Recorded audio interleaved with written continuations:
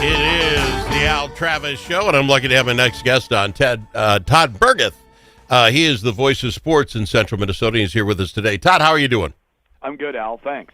I really appreciate you doing this for me. I want to start, if you're okay with baseball. I don't know, folks, you might as well start with the Vikings, but that depresses me. So we're going to go with the baseball. Other than Babe Ruth, and I know this is a big comment, is Ohtani possibly the greatest baseball player of our lifetimes?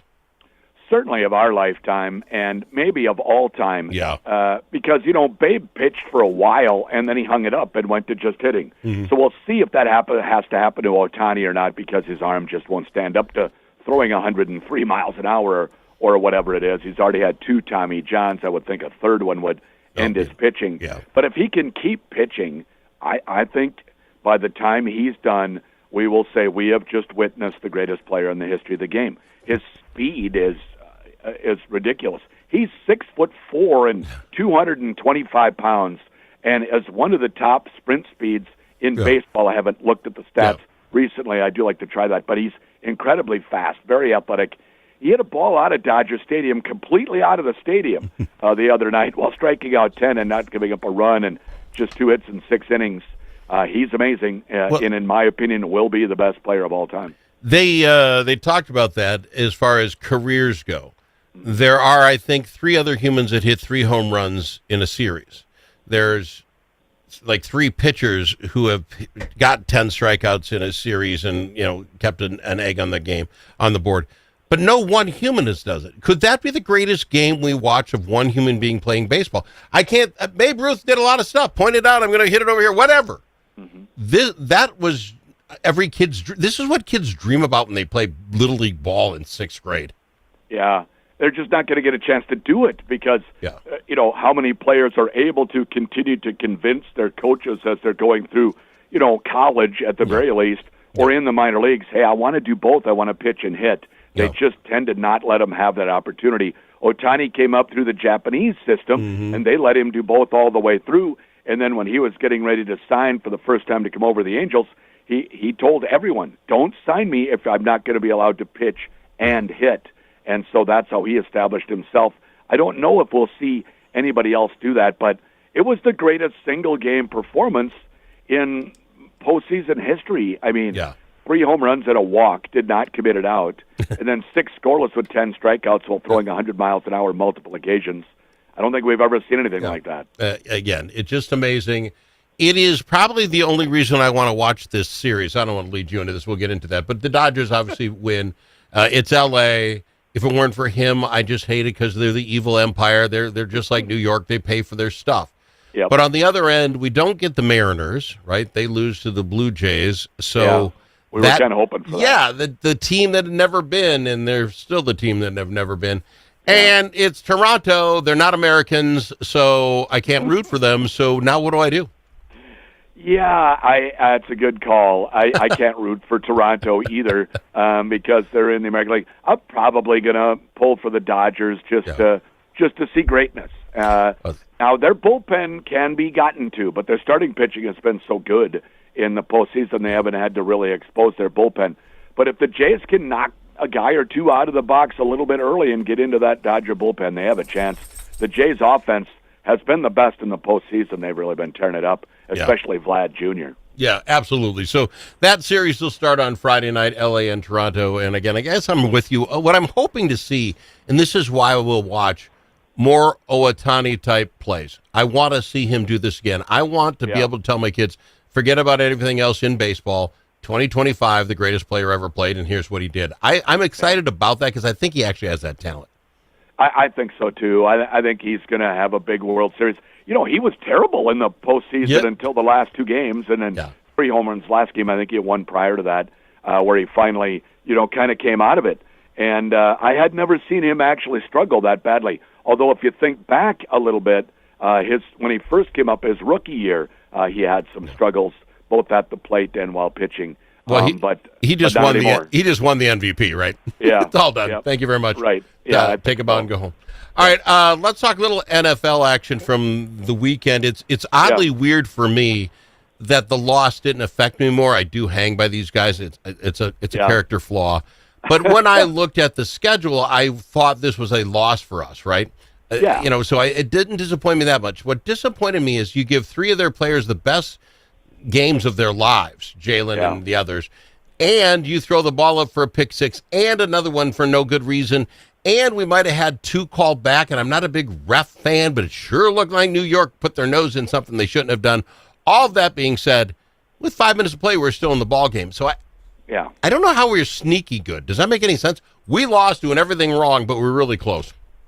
Yeah, I felt a little the same way. I go through the schedule before the season begins because we make season-long predictions, and I picked 11 wins and 6 losses for the Vikings this year, and I had one of those 6 as the Eagles game. Now, what made me think it might be different is the Eagles hadn't been playing very well this year so far, but I don't know what it was.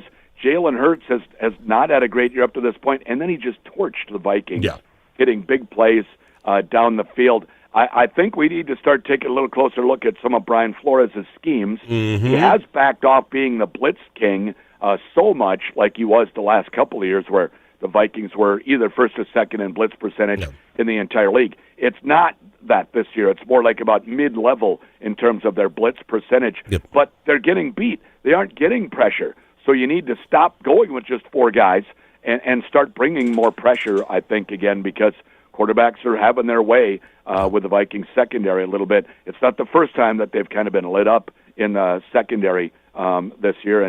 But boy, Jalen Hurts really, he can throw the deep ball. When you have targets like he has, that's dangerous anytime. You bet. And the run, I didn't realize this before that game, we were 21st in stopping the run. Yeah. Well, okay, that's bad enough. Then you see him take that entire drive down the field basically with running. I was like, we're in big trouble. So you play to stop the run, and then all that other stuff goes wrong. We got to find some middle ground, some way of faking it. They're not doing it. Flores, again, I would agree with you. I think we have to look at some of this stuff. I'm the greatest defensive guy of all time. You got your butt handed to you. Yeah. But I will give him this. I loved his rendition of defense for the tush push. Your thoughts on laying a guy down on the ground and making that the human speed bump in the parking lot? Did it work? They didn't stop them the one time. Did they get a chance? Did they have more than one chance to do that? Yeah, they did it the second time, but then they were actually offsides because he went forward and laid down, and one of their guys jumped and put him 5 yards back. Yeah. So, but I like the thought of it. I think it makes sense. Nobody else can stop it, so find something and didn't they bring this guy from the practice squad, and then this only thing, we're going to ask you to do one thing, get piled on top of by a lot of large humans right at the point of attack. See, that's what they did, and here's the thing. So for folks who don't know the tush push, these Eagles guys get down low, push forward, and that gives you the 6-7 inches. Guys just got to follow your butt.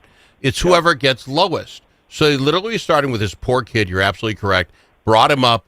You just lay down at the line of scrimmage, and basically then the center and the guard will jump on top of you. So that's about 1,000 pounds. Yeah. Our two guards will be also jumping on, plus the guards are the defensive backs, and then there'll be Jalen Hurts and 2 running backs. So we're talking roughly about 2,000 pounds of meat will dive on top of you. Yeah. That's a physical profession, no doubt. I don't think I'd want to be the guy that gets appointed to, just turn sideways and then just kind of roll your body forward while everybody just dog piles. Do you think he anticipated that? So he's coming out of college. He winds up with the Vikings. Hey, I'm excited. We'll get a chance to play some defensive tackle. No, you're just the designated guy we're all going to dog pile on top of. That's going to be your NFL debut. The guy convinced half a dozen people to drive from wherever he's from to be in the game. Did you see me? Did you see me, Ma? Couldn't see it all. You were buried under several large humans. We got to go to break. We'll be back after this with more. I've got Todd Bergeth with me on the Al Travis Show.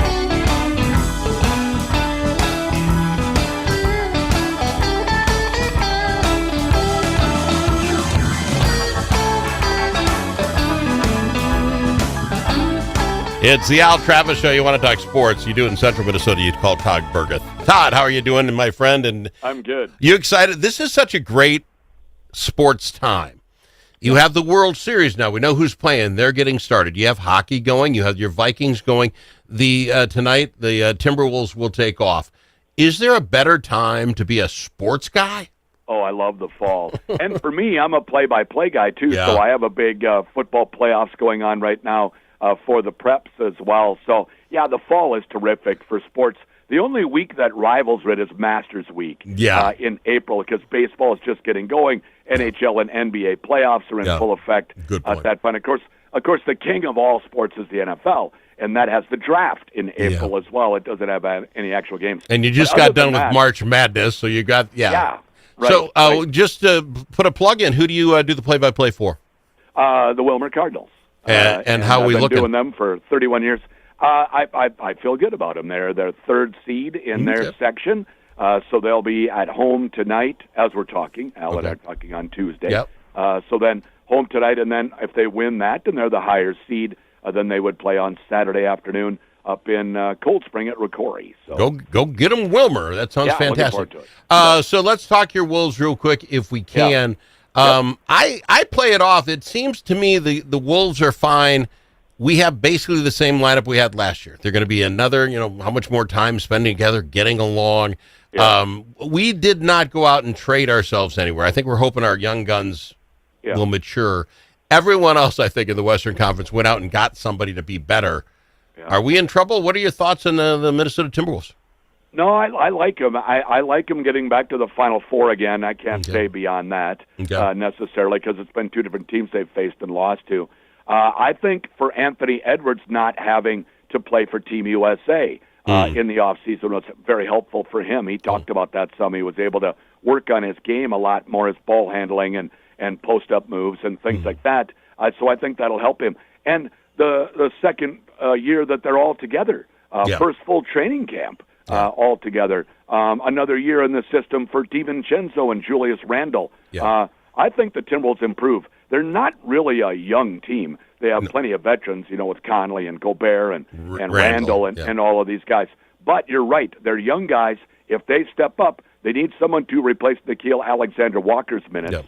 Now, he wasn't a starter, but I think that'll be Jalen Clark. I think he'll come in and actually be more of a physical presence than Alexander Walker was and could actually be a little deeper bench. The concern and the biggest watch to see what goes on for the Timberwolves is point guard. Now, they can go without a point guard. It's a lot of times it's positionless basketball anyway.